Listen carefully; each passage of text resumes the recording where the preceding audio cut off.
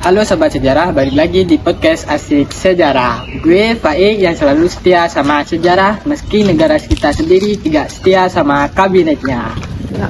Dan gue Vira yang ngeliat list kabinet di Indonesia kayak ngeliat list mantan gonta-ganti banyak, dan ujung-ujungnya prosesnya bilang maaf ya kita gak bisa lanjut. Fir, ngomongin drama, sekarang lagi rame ya mahasiswa demo. Politik ribut terus. Iya nih, mahasiswa sering demo akhir-akhir ini karena mereka sering menyuarakan aspirasinya. Cuma ya bedanya mahasiswa dulu sama mahasiswa sekarang tuh ya, kalau mahasiswa dulu itu sering bawa spanduk ya kan, sambil sambil bawa mic gitulah buat nyampein keinginannya mereka. Cuma kalau mahasiswa sekarang tuh ada yang sambil tiktokan tahu. Ada juga tahu yang sambil velocity. Sebenarnya demo-demo kayak gitu udah ada sejak lama, apalagi di demokrasi liberal. Iya nih, dari tahun 1950 sampai 1959, selama 9 tahun kita tuh ganti 6 kabinet tahu.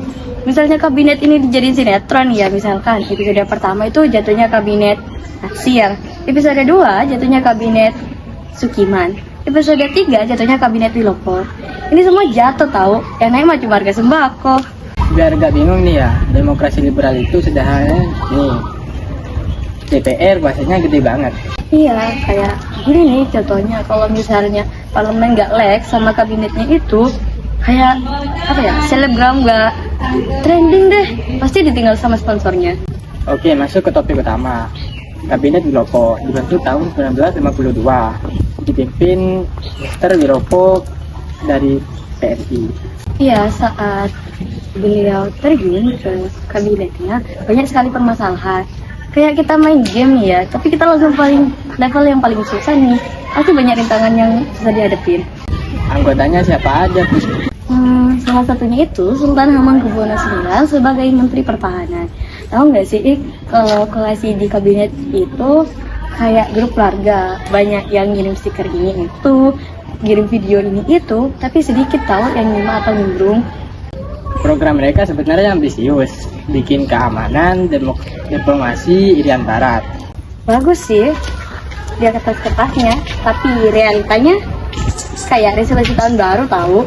Tapi tujuan utamanya jelas, bikin negara stabil. Stabil sih, tapi yang stabil kan kursi DPR, buat terbantu pas sidang. Masalah besar waktu itu ada di desa Tanjung Morawa. Petani versus aparat, ribut. Akhirnya kabinetnya yang kena imbas. Rakyatnya nyari makan, pemerintahnya ngeributin tanah, kabinetnya tumbang maksudnya. Kocak gak sih? Tapi ada juga kelebihannya. Mereka sempat nyiapin pemilu 1955, legendaris itu. Ya meskipun kabinet itu jatuh, kabinet itu juga ninggalin penghargaan sih, kayak kenang-kenangan dari barang mantan. Akhirnya 3 Juni 1953, kabinet Wilopo akhirnya jatuh. Gara-gara politik yang rapuh, kabinet ini sering runtuh. Kayak mati listrik di kampung tau, sering banget. Kesimpulannya, kabinet Wilopo kayak kursi goyang, gak pernah stabil.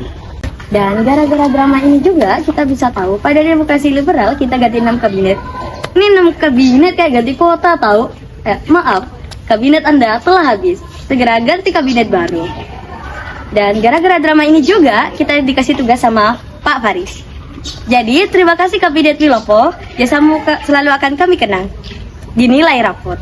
Oke guys, sampai ketemu di episode selanjutnya. Masih di ngobrol asik Sejarah.